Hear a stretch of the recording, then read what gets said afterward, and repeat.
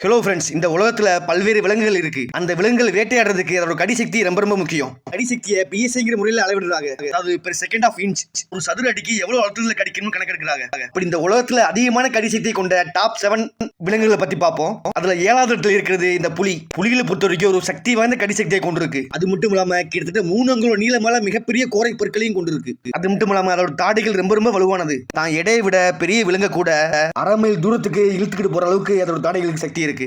அப்படிப்பட்ட இந்த புலியோட அதிகபட்ச கடிசக்தி கிட்டத்தட்ட 1050 PSI. 6வது இடத்துல இருக்கிறது இந்த ஹைனாக்கள். தமிழ்ல கழுதை புலி. சிங்கம் மற்றும் புலியை விட சிறுசா இருந்தாலும் ஹைனாவோட கடிசக்தி ஒரு சிங்கத்தை விட புலியை விட அதிகமானதான். தன்னோட இரையோட கால்கள் மற்றும் எலும்புல உடைக்கிறதுக்கு தன்னோட தாடைகளை பயன்படுத்துமா. இரையோட ஒவ்வொரு பகுதியை கூட வீணடிக்காம சாப்பிடுமா. அதோட கொம்பு, கால், நகம்னு ஒண்ணு கூட வீணாக்கதான். அப்படிப்பட்ட இந்த ஹைனாக்களோட அதிகபட்ச கடிசக்தி கிட்டத்தட்ட 1100 PSI அழுத்தத்தில் கடிக்குமா. 5வது இடத்துல இருக்கிறது இந்த கிறிஸ்லி கரடி. எல்க், மூஸ் போன்ற ஒரு மிகப்பெரிய